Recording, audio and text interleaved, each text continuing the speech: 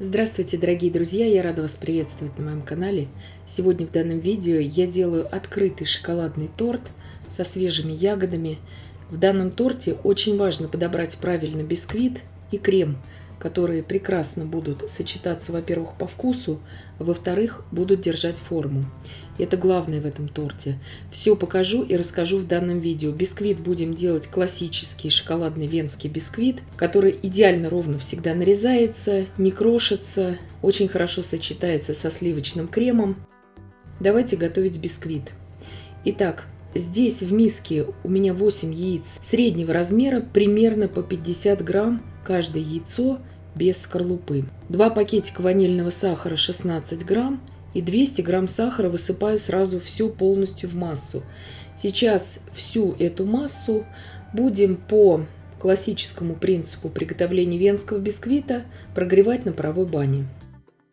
Смотрите, кастрюля у меня достаточно узкая, то есть дно миски ни в коем случае не должно касаться воды. Примерно 2 минуты я вот так прогреваю яичную массу на паровой бане. Сахар должен полностью раствориться. Температура примерно должна достигнуть 40-45 градусов Цельсия. Сняла яичную массу, сразу же ставлю туда для растапливания шоколад и 70 грамм сливочного масла. 50 грамм шоколада, 70 грамм сливочного масла. Шоколад темный, 60% какао. Пока растопится шоколад с маслом, я взбиваю всю яичную смесь примерно 8-10 минут.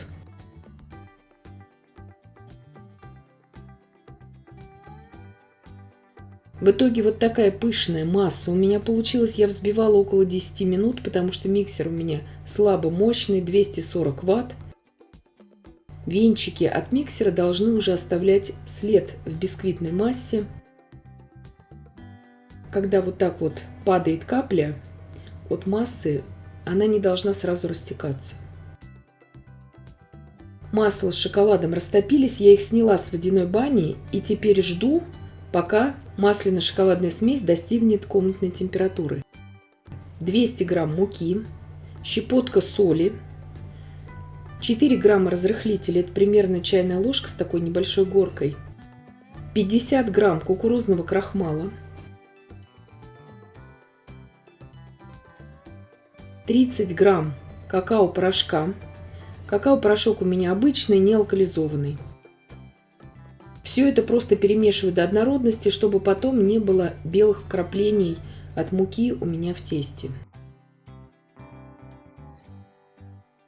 Сейчас все это просеиваю в несколько приемов в бисквитную смесь. Можно перемешивать лопаткой вот так. Но так как шоколадное тесто всегда тяжелее, чем обычное ванильное, я также перемешиваю здесь и обычным венчиком. Это помогает вот эти комки распространять побыстрее. В 2 порции я вливаю туда шоколадно-масляную смесь. Еще раз повторяю, ни в коем случае не горячую, комнатной обязательно температуры. И тоже аккуратно все это перемешиваю. Конечно же, как и любое шоколадное тесто, при перемешивании сильнее оно оседает, чем ванильное. Оно должно оставаться пышным и не быть очень жидким.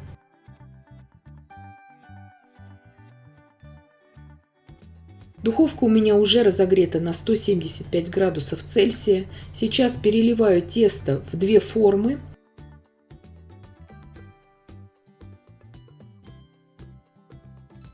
Они у меня по 20 сантиметров в диаметре, эти формы. И сейчас выпекать я буду на среднем уровне, режим верх-низ без конвекции, при температуре 175 градусов Цельсия, примерно 25-30 минут. Духовку не открываем во время выпекания. Бисквит очень простой в принципе, но нарезается он на очень тонкие коржи потом.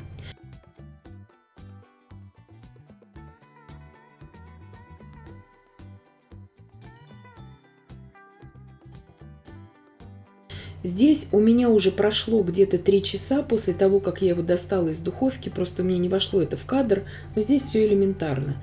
Остыл он у меня прямо в этих формах. У меня просто не было времени ими заниматься. и я уже сразу нарезаю. Если вы хотите, чтобы быстрее они у вас остыли, достаньте их из форм, оберните пищевой пленкой и поставьте в холодильник.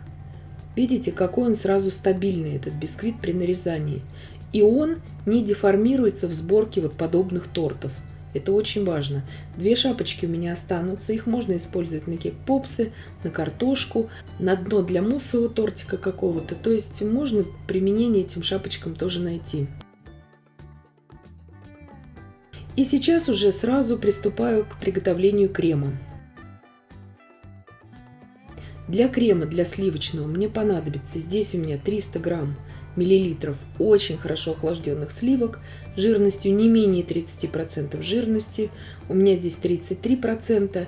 Всыпаю туда 2 пакетика ванильного сахара по 8 грамм, 80 грамм сахарной пудры. Также туда добавляю 250 грамм сыра маскарпоне, 300 грамм творожно-сливочного сыра типа Альметте, Хохланд. В Германии обычный фришкезе, кто девочки из Германии смотрит. Любой марки можно брать. И взбиваю сейчас до устойчивых пиков. Когда масса начнет вот так вот уже собираться вокруг венчиков и начинают образовываться пустоты, будьте внимательнее в этом креме, потому что его можно перевзбить. Маскарпоне, сливки можно перевзбить, поэтому здесь буквально вот следите за ним. Здесь у меня полкило клубники я помыла. Сейчас нарежу кубиком ее и уже буду наполнять торт. Нарезала клубнику. Здесь просто она так кажется, что ее много. На самом деле это просто такой эффект от камеры.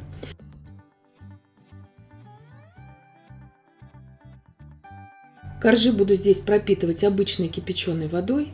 Здесь она у меня даже в помещении холодно, она даже еще не до конца остыла у меня. То есть можно пропитывать, конечно же, сиропом, можно также сиропом с сахаром, сиропом со сгущенкой, но это будет излишне приторно, я считаю, для этого торта.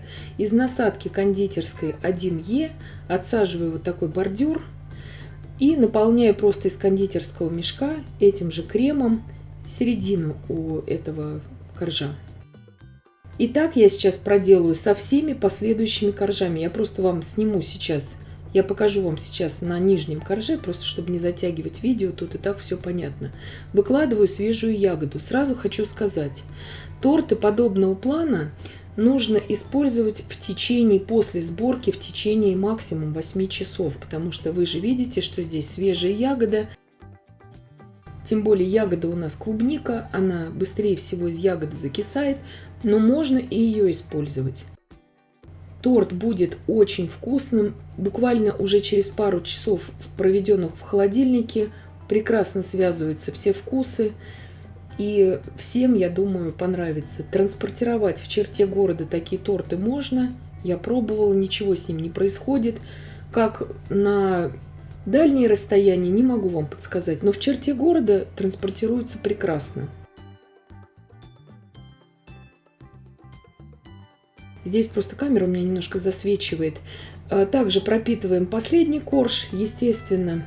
Немного крема нанесла на середину, чтобы у меня последующие ягоды просто держались на нем.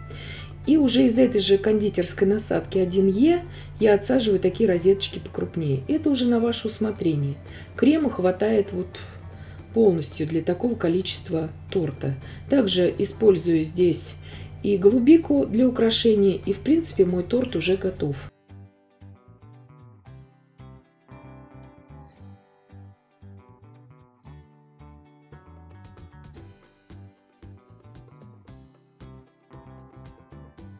Сейчас он у меня пару часов простоял в холодильнике, этот торт.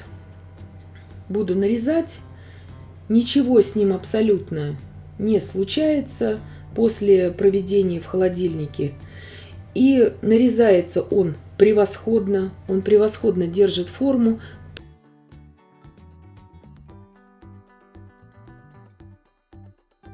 Торт получился весом примерно 2 килограмма 100 грамм. То есть здесь все будет зависеть именно от вашей пропитки, от всего, от крема, от коржей. И видите, как прекрасно коржи держат форму, как тонко мы их смогли нарезать. Торт очень ягодный для тех, кто любит шоколад с ягодами. Это превосходный летний, весенний вариант торта. И я надеюсь, что видео было полезным и познавательным. Подписывайтесь на мой канал, ставьте лайки, пишите комментарии. Я всем желаю больших успехов и до встречи в новых видео.